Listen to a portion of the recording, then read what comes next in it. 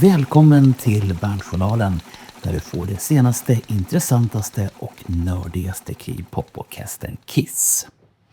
Vi kommer att dyka rakt ner i efterdyningarna utav Landlocked in Vegas. En helg som bjöd både på drama och framtidsvisioner. Och vi börjar med det som alla pratar om efter lördagens Electric Concert. Där det uppstod en synlig irritation på scenen där Paul Stanley gestikulerade vilt mot Bruce Kulick. Det såg spänt ut, men dagen efter under söndagens Q&A visade Paul klass och bad offentligt om ursäkt. Before we get going and we've got, a lot of questions and answers, I just wanted to apologize to Bruce because last night with everything going on and it being exciting and it being a big adrenaline rush, first I was surprised when Bruce was out there. I didn't remember he was coming out, and then I forgot to give him his due because Bruce not only is a member of the family, Bruce was an important member of the band. So apologies for not giving him his credit last night. Skönt att höra, luften är rensad och Bruce status som familjemedlem är bekräftad. Och det var ju ett antal Q&As som ägde rum under den här helgen. Och vi gör några nedslag i dem. Bland annat så har vi Avatar-showen där Thierry Coupe, franskt uttal, jag hoppas jag uttalar det rätt, som är kreativ chef, var på plats och förklarade att det vi har sett utav avatarerna har i princip bara varit grova skisser. De riktiga avatarerna, det kommer dröja 2 år till att bygga enligt projektledaren. Men den stora bomben, det är ju Paul Stanley som försade sig om att det har skrivits helt ny musik till det här. There may be some music in the works, and that's part of the surprise. Is that we like to tell you what we're doing or things that are planned. The problem is so much of what we may bring up never comes to fruition. Music, yeah, that looks pretty damn more than possible, probable. Okay, hold on. So you're saying it's possible and probable there's going to be new Kiss music?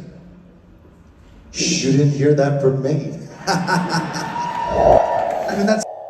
Och bara dagar efter Vegas så haffades Paul av en reporter från skvallerkanalen TMZ i Beverly Hills.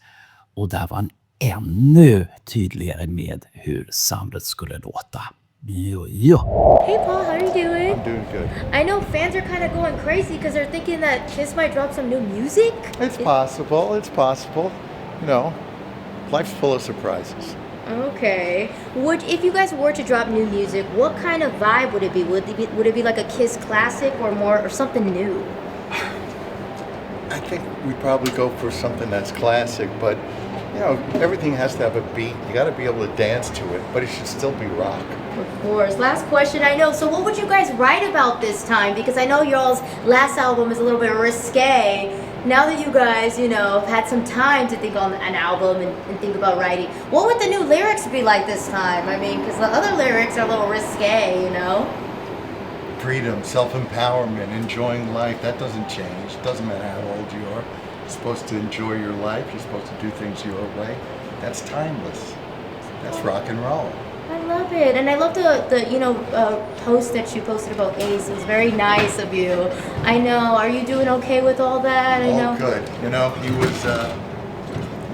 He's part of the foundation of the band, so see the doors keep wanting to close. He's part of the foundation of the band, and it all wouldn't have been possible without him putting in his time. That's what built the Kiss monument. Is the original 4 guys and everything that came after. I love it. All right, well, thank you so much.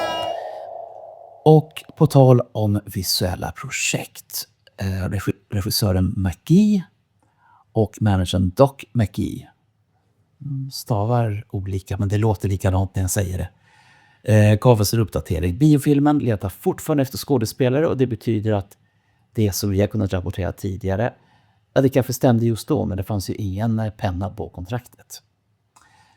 Biofilmen letar fortfarande efter skådespelare och som heter kan matcha bandets energi.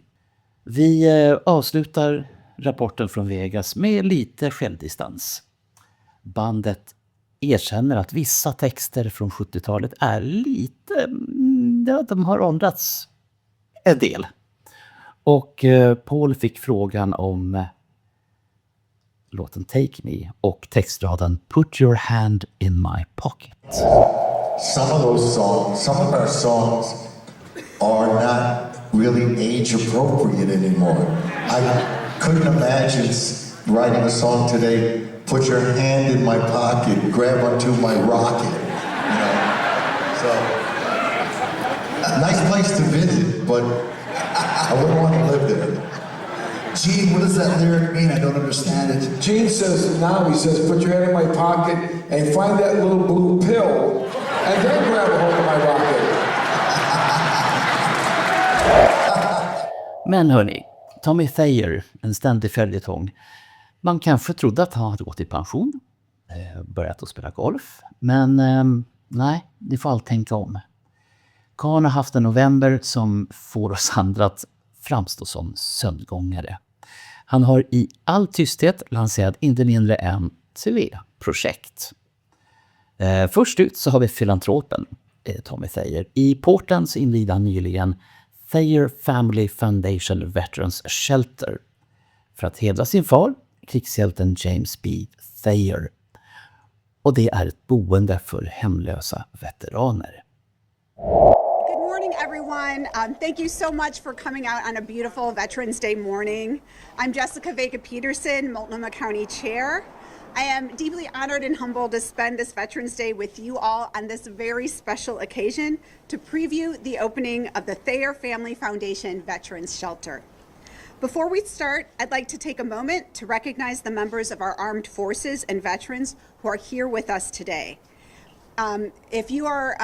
Could you please raise your hand so that we can express our deep gratitude for your service and sacrifice? Anyone who served.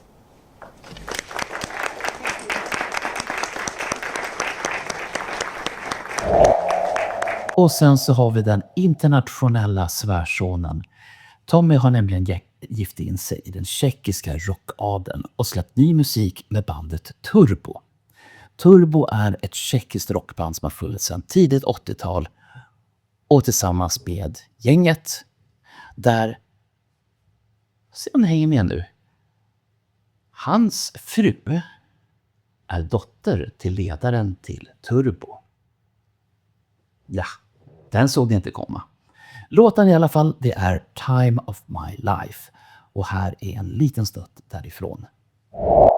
Having the time of my life, living a life in my time. I might be getting older, still got something to show you. Having a time of my life.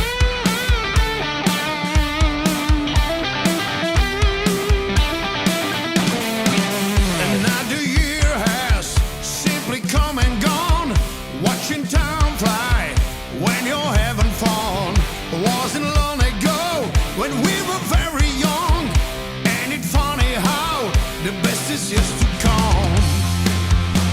'Cause one day these days are gonna be the good old days.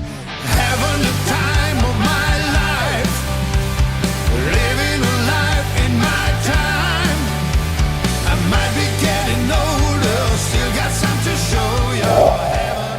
Sist men inte minst så har vi ju rockstjärnan Tommy Thayer. Han har återförenats med sin gamla parhäst Jamie St. James från Black and Blue. Ett band som de hade tillsammans för ganska så länge sedan. Och det var ju där som Gene Simmons upptäckte Tommy Thayer. Men för att gå till nutid, plattan som just nu är en EP heter Bombshell. Och den släpps den 6 december. Och nu kommer vi till en kul grej. På den här, bland de 6 låtarna, så råkar det finnas en låt som heter Time of My Life. Samma låt, 2 olika band, samma månad. Jodå, Tommy han jobbar effektivt. Och äpplet, ja, som ni minns, det faller ju inte långt ifrån trädet. Gene Simmons son Nick och Pauls son Evan, ni vet ju att de har slagit sina påsar ihop för ett tag sedan. Och den 5 december så släpper de debutsingeln Body Down. De säger själva att de bara träffades, bara lekte runt lite och sen så råkade de hitta något de inte kunde förneka. Spännande värre.